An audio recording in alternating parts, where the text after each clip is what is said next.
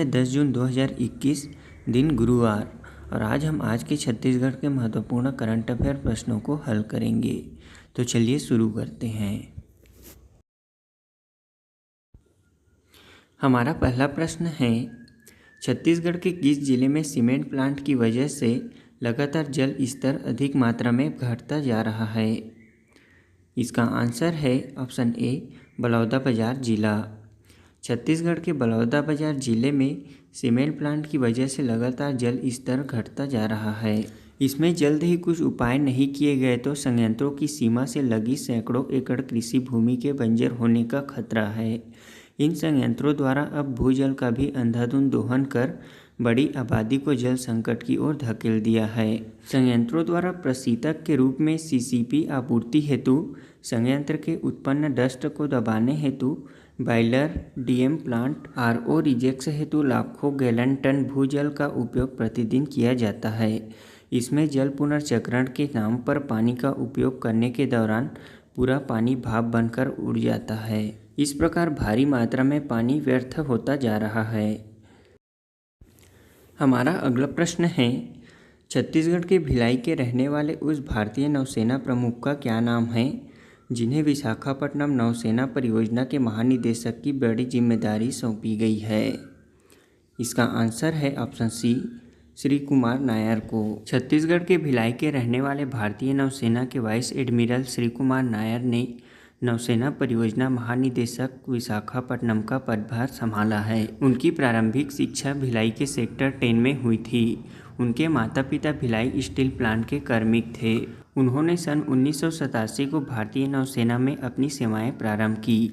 नायर इससे पहले admiral superintendent dockyard Visakhapatnam में सेवाएं दे रहे थे। इस वर्ष 2021 में उन्हें अति विशिष्ट सेवा पदक से सम्मानित भी किया गया है। हमारा अगला प्रश्न है, मनरेगा से वन अधिकार पट्टाधारी परिवारों को 100 दिन का रोजगार देने के मामले में छत्तीसगढ़ देश में कौन से स्थान पर है? इसका आंसर है ऑप्शन ए, पहला। छत्तीसगढ़ राज्य मनरेगा वन अधिकार पट्टाधारी परिवारों को 100 दिन का रोजगार देने के मामले में प्रथम स्थान पर है। राष्ट्रीय स्तर पर 100 दिन का रोजगार प्राप्त करने वाले इन परिवारों में छत्तीसगढ़ की भागीदारी 44% से अधिक है। वित्तीय वर्ष की शुरुआती 2 महीने अप्रैल और मई में राज्य में ऐसे 1681 परिवारों को 100 दिनों का रोजगार दिया जा चुका है। इसी तरह छत्तीसगढ़ पिछले 2 माह में सर्वाधिक दिव्यांगों को रोजगार देने के मामले में चौथे स्थान पर और सर्वाधिक परिवारों को रोजगार देने में 6वें स्थान पर, साथ ही लक्ष्य के विरुद्ध काम पूरा करने के मामले में 7वें स्थान पर है। हमारा अगला प्रश्न है, हाल ही में देश के नए चुनाव आयुक्त किसे नियुक्त किया गया है? इसका आंसर है ऑप्शन बी, अनूप चंद्र पांडे को।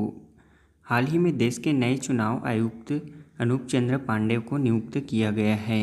वे उत्तर प्रदेश के 1984 बैच के सेवानिवृत्त IAS अधिकारी हैं। उनका कार्यकाल लगभग 3 वर्षों का होगा। वे फरवरी 2024 में सेवानिवृत्त होंगे। अनूप चंद्र पांडे को पूर्व मुख्य चुनाव आयुक्त सुनील अरोड़ा के 12 अप्रैल को सेवानिवृत्त होने से खाली हुए पद पर नियुक्त किया गया है। मुख्य चुनाव आयुक्त सुशील चंद्रा और चुनाव आयुक्त राजीव कुमार पैनल के 2 अन्य सदस्य हैं। यह 3 सदस्यीय आयोग अगले साल उत्तर प्रदेश, पंजाब, गोवा, मणिपुर और उत्तराखंड में महत्वपूर्ण विधानसभा चुनावों के अगले सेट की देखरेख करेगा। आपको बता दें कि चुनाव आयोग का गठन 25 जनवरी 1950 को किया गया था। इसका मुख्यालय नई दिल्ली में है।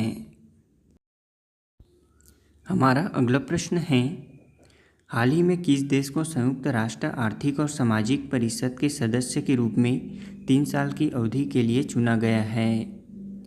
इसका आंसर है ऑप्शन ए, भारत को। भारत को संयुक्त राष्ट्र आर्थिक और सामाजिक परिषद के सदस्य के रूप में 2022 से 24 की 3 साल की अवधि के लिए चुना गया है। संयुक्त राष्ट्र आर्थिक और सामाजिक परिषद संयुक्त राष्ट्र के 6 मुख्य अंगों में से एक है। इसमें भारत को अफगानिस्तान, कजाकिस्तान और ओमान के साथ एशिया प्रशांत राज्यों की श्रेणी में UNGA द्वारा 54 सदस्यीय परिषद के लिए चुना गया है। संयुक्त राष्ट्र आर्थिक सामाजिक परिषद अंतर्राष्ट्रीय आर्थिक, सामाजिक और पर्यावरणीय मुद्दों पर चर्चा करने, सदस्य राज्यों और संयुक्त राष्ट्र प्रणाली को संबोधित नीति सिफारिशों को तैयार करने के लिए केंद्रीय मंच के रूप में कार्य करता है। आपको बता दें कि संयुक्त राष्ट्र आर्थिक और सामाजिक परिषद का मुख्यालय न्यूयॉर्क, जिनेवा में स्थित है। इसकी स्थापना 26 जून 1945 को की गई थी। हमारा पहला प्रश्न है, देश में खनिज ब्लॉकों की नीलामी के लिए पहल करने वाला पहला राज्य कौन बना है? इसका आंसर है ऑप्शन बी, छत्तीसगढ़। हमारा अगला प्रश्न है, नीति आयोग के सतत विकास लक्ष्य रिपोर्ट के आधार पर छत्तीसगढ़ देश के बेस्ट परफॉर्मर वाले राज्यों में कौन से स्थान पर है? इसका आंसर है ऑप्शन सी, 19वें। हमारा अगला प्रश्न है, पारिस्थितिकी तंत्र की बहाली पर संयुक्त राष्ट्र पर्यावरण कार्यक्रम और संयुक्त राष्ट्र के खाद्य और कृषि संगठन के सह नेतृत्व में संयुक्त राष्ट्र दशक आधिकारिक तौर पर शुरू किया गया है। यह कब से कब तक है? इसका आंसर है ऑप्शन ए, 2021 से 2030 तक।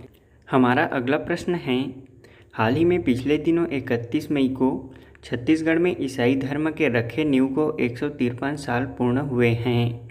इसकी स्थापना छत्तीसगढ़ में किसने की थी? इसका आंसर है ऑप्शन डी, ऑस्कर टी लोर ने। हमारा अगला प्रश्न है, हाल ही में किस राज्य सरकार ने रायमोना रिजर्व फॉरेस्ट को छठा राष्ट्रीय उद्यान घोषित किया है? इसका आंसर है ऑप्शन सी, असम राज्य।